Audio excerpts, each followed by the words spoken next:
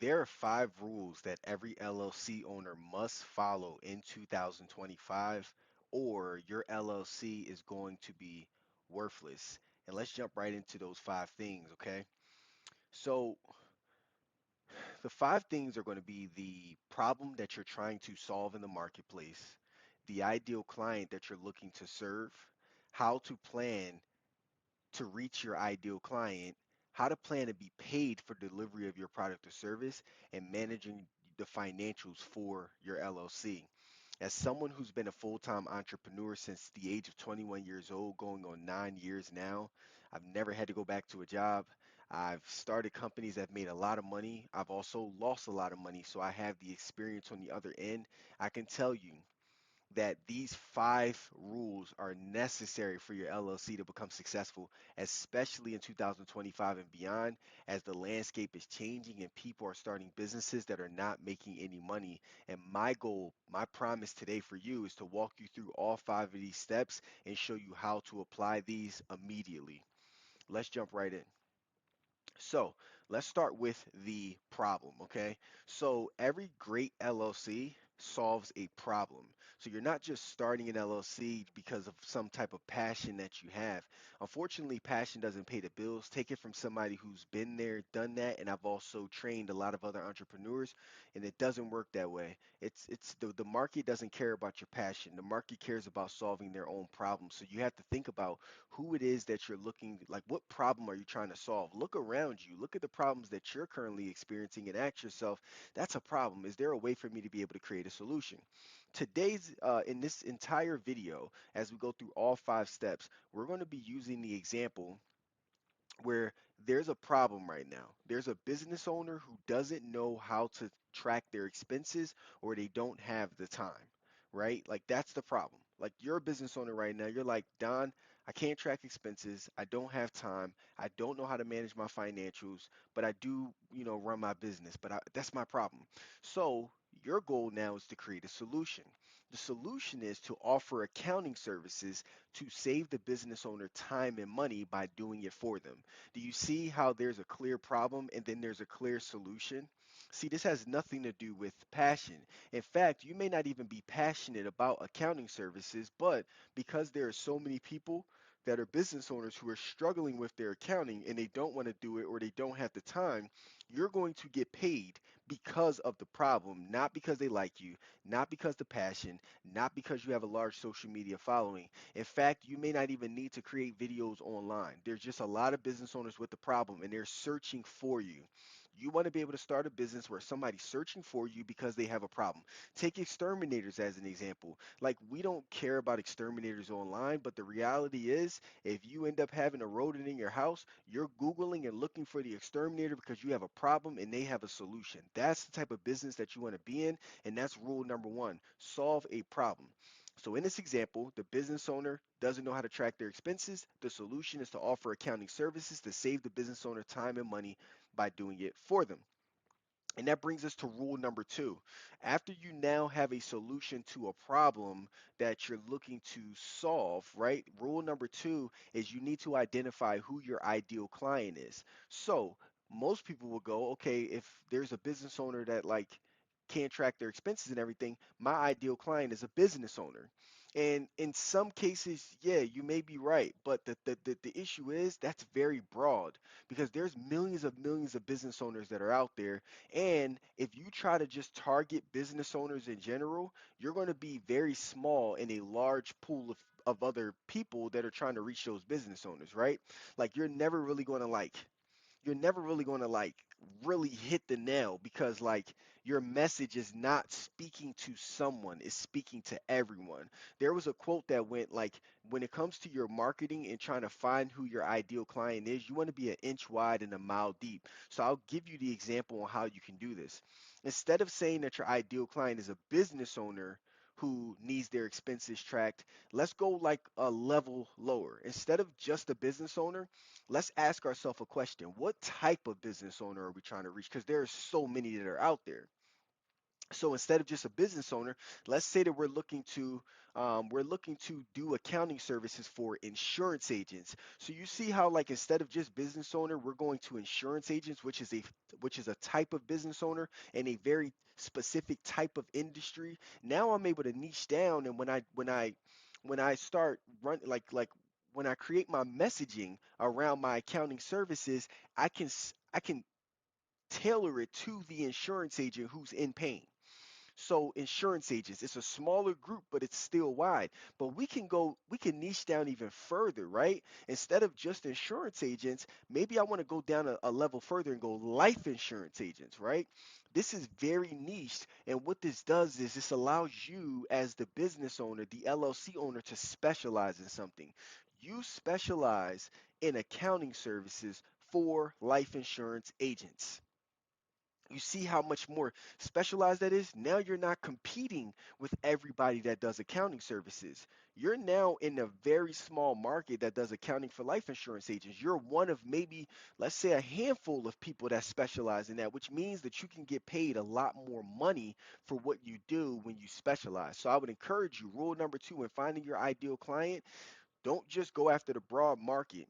Go after a very specific market within that broad market, and that's where the money is at. The money is there. And as you start to, you know, reach the life, and just before I go any further, I know that the objection is, well, Don, if it's life insurance agents, well, like that market's not big enough. Well, here's the reality. There's over 300, like, let's use this example if that was an objection, right? There's 300,000 life insurance agents. The reality is you couldn't service 300,000 life insurance agents if you wanted to. The reality is you couldn't serve 50,000. The reality is you couldn't service 10. The reality is you probably couldn't service 5,000. So that argument of being very niche and it not being a large enough market doesn't actually make sense, because even in a niche market, you couldn't serve everybody there. So it's best to start there. And even in the case that you do end up building this multi-billion dollar company, well, guess what? You go from life insurance agents, then you go up to insurance agents, and then you start to grow outside of your pond and you start to go into larger ponds, right? So rule number two is your ideal client. And that brings me to rule number three. Rule number three is you need to know how to reach them. So let's use the same example. Now, I'm going to give you a bit of a I was reading a book, a marketing book that talked about the fact that, there's whenever you're buying or selling something, you have to remember where everybody goes, right? Whenever something is bought or sold, it's always done at the market. So use that example. Like when you're buying your groceries, you're going to the market. When you're buying your clothes, you're going to the market, a marketplace, right? There's somewhere where things are being bought and sold, where information is being exchanged. One of the things that you got to think about when now you've created your ideal client, you have to ask yourself, where are they going to buy and sell things and exchange information? When you understand where they're going, that's how you can reach them. So as an example, let's say that our target market were moms, right? Like new moms. Well, like we got to ask ourselves a question. How do we reach new moms? Well, there's a lot of ways to reach new moms, but the deeper question is, where is the marketplace that moms are going where they're buying and selling things and they're exchanging information? So when I can understand that, then if I go there, I'll give you one more example before we go into like how to reach people. I was going to the gym the other day, and my car is like really dirty right now. I got to get it washed, but I have to drive like 30 minutes away to go to a car wash. I get into the parking garage, and as I'm getting on the elevator to go to the gym, there's a advertisement there that said, "We'll wash your car. Go to the seventh floor of the parking garage," and they had their number right there. I was blown away. And you know why? Because that parking garage clearly understands how to reach people. Instead of them like trying to find people to wash their cars, they went where the people who needed their car washes were already going, in a parking garage, right? That's the example of go to the marketplace where your customers are located. He knew his customers were located in parking garages, so he put his business in the parking garage. You have to think the same thing when it comes to your LLC. Where are your ideal customers going? How do you reach them? Now, a couple ways that you can reach them. Well, organically, right? So, is your target market, are they online, right? Organic. So, this is you creating social media posts, Facebook, Instagram, TikTok, etc. That's called man's advertisement. You're not spending any money. You're releasing content online for free. And then you have Facebook groups, right? This is a really good one. Like, are your ideal customers, are there Facebook groups that are out there for them, right? That you can be able to reach them. Like, for example, with life insurance agents, there are a ton of Facebook groups that are out there that life insurance agents are talking inside of these groups. Or maybe you can write blogs, right? Because maybe your ideal customers, they're googling things, and you want to be able to write blogs for them to be able to reach your blog, read your blog, and then ultimately give you their lead information, right? So organic. And then you have paid ads. Paid ads are Facebook ads, Google ads, TikTok ads. I'm more of a paid ad person where, like, as an example, I can run a Facebook ad and I can reach, like, if I wanted to reach moms who were, new moms who, let's say my ideal customer was new moms, and I wanted to reach new moms who had babies that are between the ages of 0 to 3 years old, then I could go to Facebook ads and I could put together a target group of new moms 0 to 3 years old, and I could run ads specific to that group of people because that's my ideal clients, right? And Facebook will then put my ad on their timelines, right? So when you're scrolling on Facebook, Instagram, TikTok, there's people who pay to put their ads on their timeline. I do it all the time. So you can run paid ads, which that costs, or you could do referrals. So as an example, in the case of the example of the life insurance agents, maybe we partner with other life insurance agents who introduce us to other agents who need our service. Why? Because agents speak to agents. So with that, they'll share your service with other agents because they're exchanging information and whatever that marketplace is. So in this third rule of how to reach your actual ideal customer, again, give thought to the marketplace. Where's your ideal customer going? Wherever they're going, that's where your business needs to be. Don't worry, like, and I stress this because this is the part that many business owners get confused, and this is where I've made mistake. I stress this is that, like, don't do the cool thing just because it's the cool thing. So just because everybody's on TikTok creating videos and they're creating videos about their business on TikTok, that doesn't mean you have to do it, because here's the reality. What's the point of making videos on TikTok if it's not reaching your ideal client? There is no point. So you got to give thought to why you do things, right? Like, people are like, all right, are you making content on TikTok? Maybe your customers are on there. Well, here's the thing. If I'm looking to reach, if my ideal client is a 50-year-old man, a 50-year-old man, then I got to ask myself, are there a ton of 50-year-old men on TikTok? Again, I don't know, but let's just look at context. The odds are there are not a lot of 50-year-old men who are scrolling on TikTok every day. Many of them, let's say, are on Facebook. Many of them are readers, right? You can have 50-year-old men who read. So maybe if they read, maybe my advertisement should be inside of books. That 50-year-old men, depending on who I'm trying to reach, are reading books, and my advertisement need to be in the books. Maybe they still read the newspaper. Maybe they still watch local news. You see, the context really matters. But that's why you have to understand who your ideal client is in rule two, so that you know how to reach them in rule three, or you're going to miss the mark and you're going to end up doing things and spending money on things just for the sake of it because it's cool, but it's not actually reaching who you're looking for. And you're wondering why your LLC is not working. You got to reach people where they are. You have to go to the marketplace that they're at. There's a market for everyone. You need to find their market. And I'll give you one last tip. If you don't know where to start, and for example, if your like in this same example, if my ideal client was a life insurance agent, you know what I'm going to do? I'm probably going to interview some life insurance agents and ask them, where are they going to get their information? Where are they going to buy things? Where are they going to sell things? Like where are they spending most of their time? They're going to tell you. So the best people to tell you what they're doing are your customers. Ask them, and they're going to tell you. And then from there, you'll make life way easier for yourself instead of having to guess, right? So the rule number three is how to reach them, and that brings me to rule number four. Now that you understand, the problem that you're trying to solve in rule number one, and then number two, you found your ideal client, and then in number three, you figured out how to reach them, and that brings me to rule number four. And I don't think, like, I haven't really given much thought to this in the beginning years of me launching my LLC, is how are you going to get paid? Because that everything is weighted differently, right? How do you desire to get paid for the problem that you're solving? And rule number four, like, for example, is this a pay per, like, if this was a service-based business, are you getting paid per the amount of hours that you worked, right? So, like, for example, if I'm doing accounting service for life insurance agents, I may say, hey, depending on the amount of hours that I work, that's how I get paid. So if I get paid $30, and if my service is $30 per hour and I work 4 hours on this case, I make 120 bucks. So is this a pay per hour type of scenario? Is that how you desire to get paid? Is this a one-time flat fee, meaning that hey, no matter what, the if depending on depending on what you need done, for example, you have you're 3 years behind on your taxes, this is a flat fee of $1,500. It doesn't matter how many hours I put into it, I charge a flat fee of 1,500. Are you going to be a one-time flat fee? Or is this going to be a subscription, meaning this is monthly recurring, like your phone bill, where this is a monthly fee every month because you're going to need this service. The life insurance agent is going to need this service continuously.